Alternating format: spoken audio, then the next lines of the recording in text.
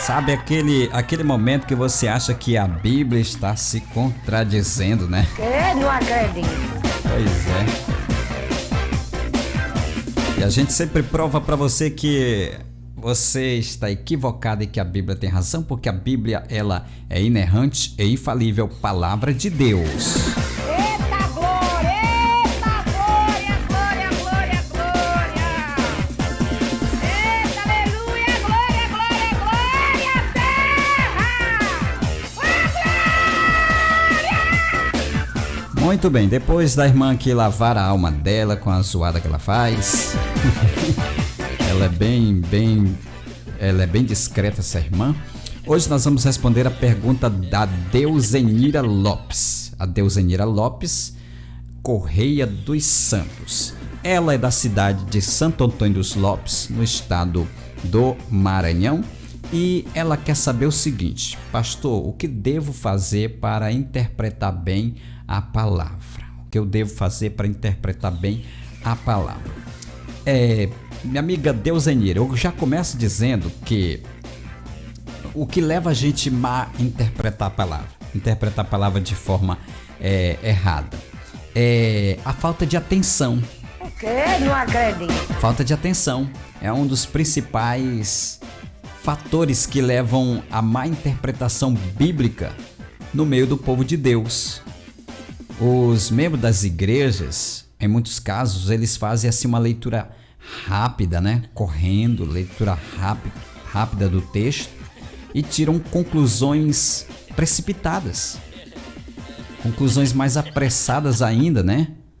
Baseados não naquilo que está escrito, mas sim naquilo que eles acham que está escrito. O quê? Não acredito. Entendeu? E o resultado só pode ser altamente negativo para o próprio intérprete e para aqueles que porventura vêm ouvi-lo sem a devida crítica tão necessária para se evitarem erros. Então, Deusenira, a gente tem que ter muita atenção ao ler a Bíblia. Então, se cremos como professamos ser a Bíblia, a palavra de Deus, a nossa única norma de fé e conduta, temos que dar a ela toda a nossa atenção. Toda a nossa atenção. Entendeu? Porque temos que procurar ouvir cada pormenor da forma mais clara e possível, buscando sempre ali o significado exato para a época em que foi escrita e ainda para os nossos dias. Então temos que ler a Bíblia fazendo perguntas, né? Perguntas.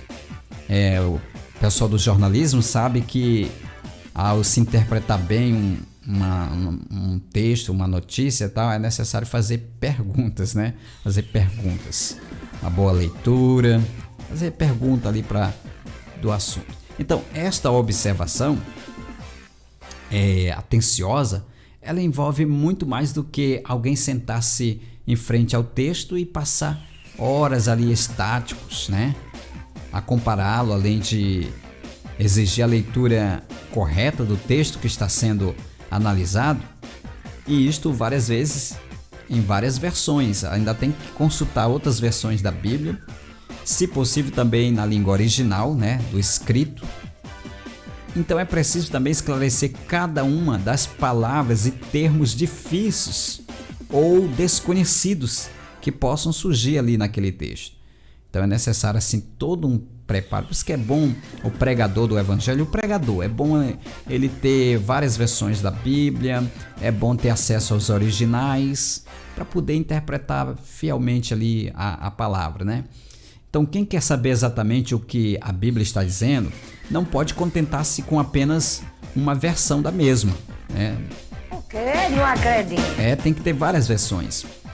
Porque, em hipótese alguma, pode deixar de consultar um bom dicionário, ao encontrar alguma palavra difícil ou desconhecida, além de mapas e outros auxílios para uma boa compreensão. Isso aqui eu estou falando para quem quer pregar a palavra de Deus com fidelidade e tal, entendeu? Então, o texto ele deve ser observado de todos os ângulos, buscando-se as palavras-chave, aquelas que mostram a base central do assunto e o significado da passagem como um todo. Então, para que se perceba a importância de uma observação atenta, detalhada e de vários ângulos de alguma coisa. Aqui é proposto um pequeno exercício. A gente propõe aos nossos ouvintes um pequeno exercício, o qual foi inspirado na vida de vários poetas que já morreram. Então, o caro ouvinte deve escolher, por exemplo, um dos ambientes da sua própria casa, quem sabe um tão conhecido quarto de dormir, né? Ou a sala mesmo, até mesmo a irmã que está aí na cozinha, né? De repente aí na correria da cozinha, mas à tardezinha, quando está tudo mais tranquilo, mais favorável, né? Quando os meninos já estão um pouquinho mais tranquilos, aquela coisa toda.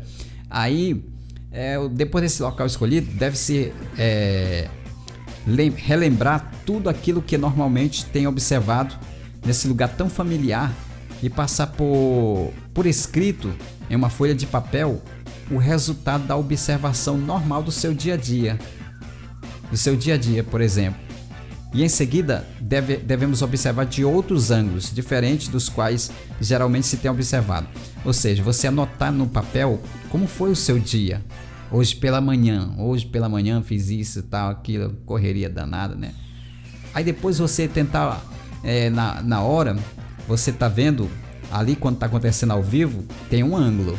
Mas quando você vai escrever, você vai perceber, você vai observar de outros ângulos diferentes dos quais geralmente tem observado. Por exemplo, se o ambiente tem sido... se o ambiente... Se aquilo que você está escrevendo tem a mesma sensação que você viveu na hora que você estava ali no corre-corre do dia a dia. Então você vai ver que ao escrever e ao ler, você percebe que a sensação é outra, é totalmente diferente, entendeu? Então, a gente tem que se colocar no lugar do escritor. O que será que ele estava sentindo ali naquela hora, né? Porque ao escrever a sua história, a história que você protagonizou agora há pouco de manhã, agora à tarde quando você foi escrever, o que você fez durante o dia, hoje foi uma correria, eu fui para isso, eu fiz aquilo e tal, né? E aí quando você vai ler, a sensação que você sente é totalmente diferente da sensação que você viveu ali, você tá entendendo? Daí a gente percebe o quanto é importante a gente tentar se colocar no máximo o que aquele escritor estava vivendo naquela hora, né? E o que ele estava escrevendo naquele momento, né? O que ele estava escrevendo naquele momento. Então nós vamos chegar a uma conclusão de que quem escreveu às vezes tem uma outra visão do que nós que estamos apenas lendo, entendeu?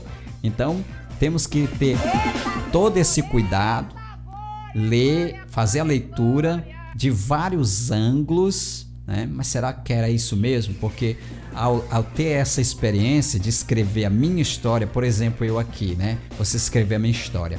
Acordei cedo, levei o menino para a escola, né? Já vim correndo aqui para a rádio, né? Cheguei ali no setor de produção, fui produzir o programa, atrás de conteúdo, fui checar aqui os e-mails para ver se tinha pergunta de ouvinte e tal, entendeu?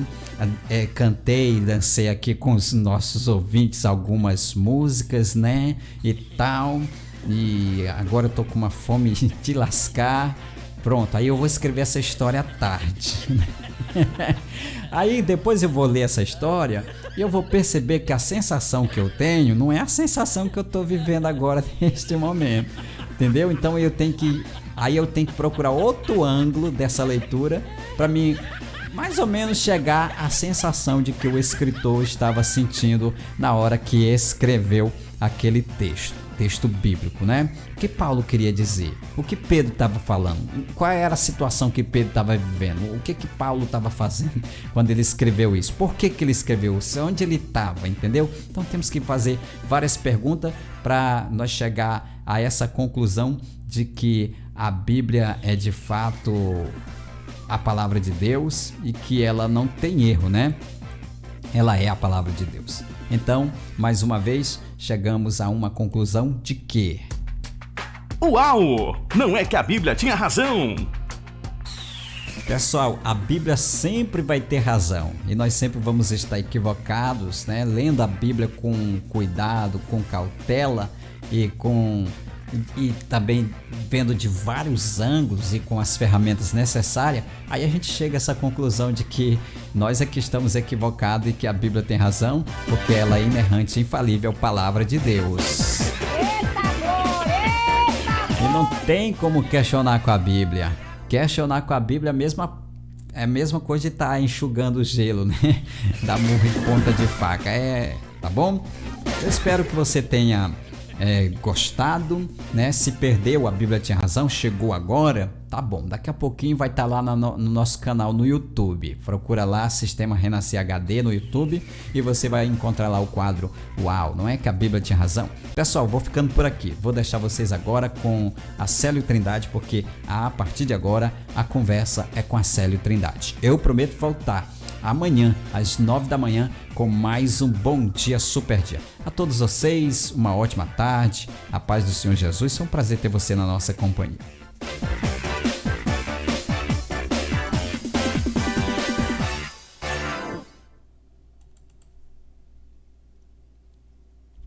Chegamos ao final de mais um programa. Bom Dia Super Dia!